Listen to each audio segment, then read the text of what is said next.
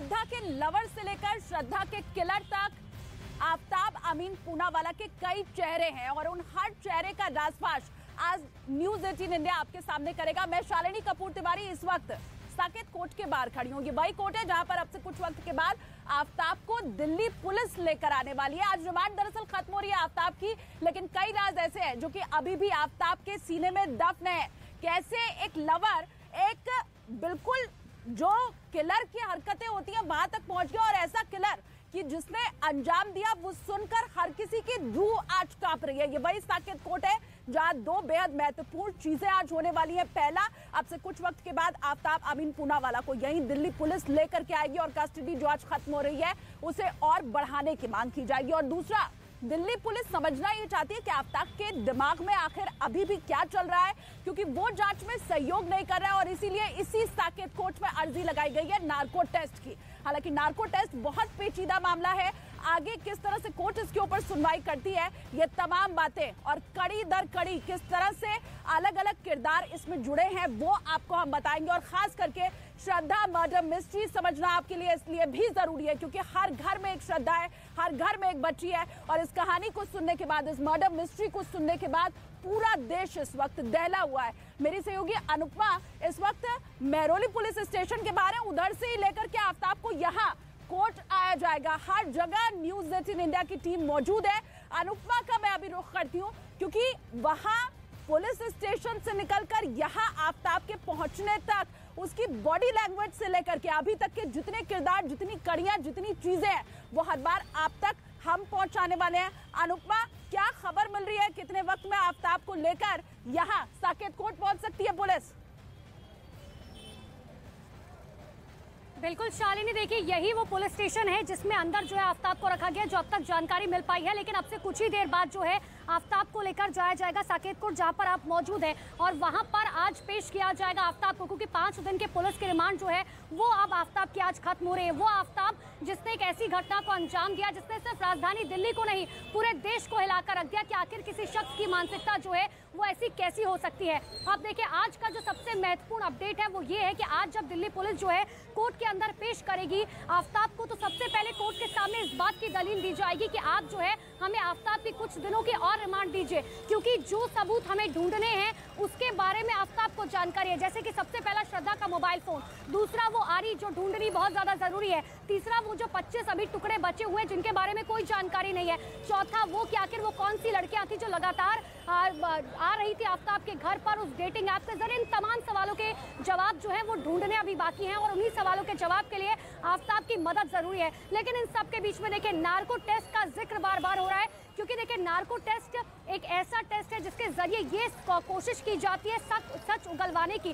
कुछ इंजेक्शंस के जरिए जो है इंसान बेहोशी की हालत में चला जाता है, लेकिन वो बेहोशी पूरी तरीके से नहीं होती है, वो आधी बेहोशी होती है जिसमें इंसान का दिमाग जो है वो थोड़ा बहुत काम करना बंद कर देता है और उसमें झूठ बोलने के चांसेस बहुत कम होते हैं। लेकिन आज कोर्ट जो है वो शायद ऐसा हो सकता है कि आफताब से सामने से पूछे कि क्या आपकी सहमति है नार्को टेस्ट के लिए या नहीं है, और अगर आफताब इसमें असहमति जता देता है तो नार्को टेस्ट नहीं होगा, क्योंकि नार्को टेस्ट में जो है वो रूल ये कहता है कि अगर किसी भी शख्स का नार्को टेस्ट होना है तो उस शख्स की सहमति होना बहुत जरूरी है। लेकिन एक और बात जो बहुत महत्वपूर्ण है कि देखिए नार्को टेस्ट अगर होता भी है तो उसे जो है सबूत के तौर पर कोर्ट में पेश नहीं किया जा सकता, क्योंकि देश का कानून ये कहता है कि नार्को टेस्ट क्योंकि बेहोशी की हालत में लिया गया है तो इसीलिए उसे सबूत के तौर पर जो है कोर्ट में पेश नहीं किया जा सकता है। लेकिन आज पूरे दिन क्या कुछ रहने वाला है, क्या हलचल रहने वाली है नार्को टेस्ट को लेकर, जो है पुलिस क्या कुछ दलील देगी।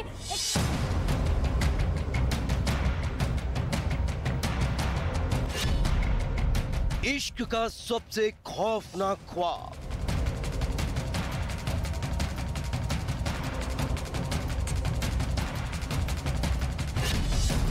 कत्ल के पीछे आफताब का शातिर दिमाग,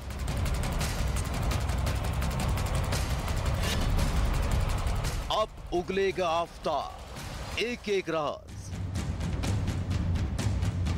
देश की राजधानी दिल्ली दहल गई थी, लोगों की रूह कांप गई थी।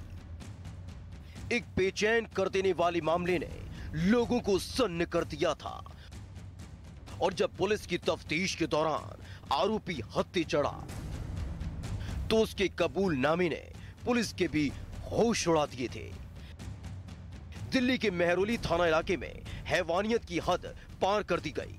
एक लड़की को बेरहमी से मौत के घाट उतार दिया गया, जिसके बाद उसके जिस्म के 35 टुकड़े कर दिए गए और इस खौफनाक वारदात को अंजाम दिया एक सिरफिरे प्रेमी ने। आफताब नाम के शख्स ने अपनी गर्लफ्रेंड श्रद्धा को सिर्फ इसलिए मौत के घाट उतार दिया क्योंकि श्रद्धा लगातार आफताब पर शादी का दबाव बना रही थी।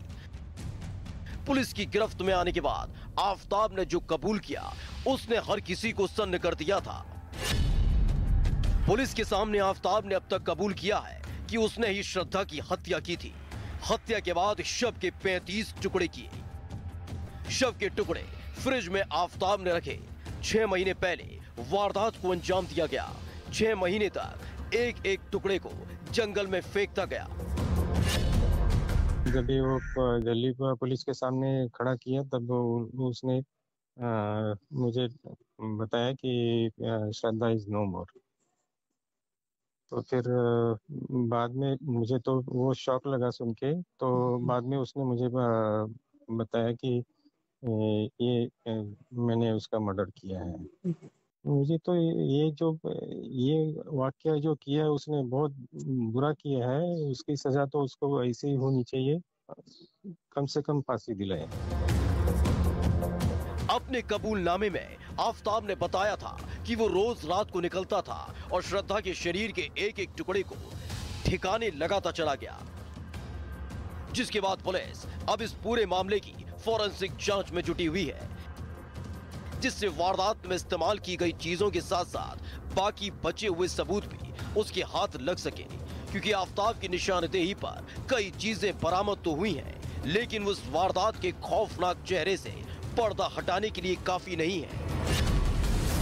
क्योंकि पुलिस को अब तक जंगल से 13 हड्डियां बरामद हुई हैं। इसके साथ ही रसोई से खून के निशान भी मिले हैं। वहीं पुलिस ने उस फ्रिज को भी जब्त कर लिया है जिसमें श्रद्धा के शव के 35 टुकड़े रखे गए थे।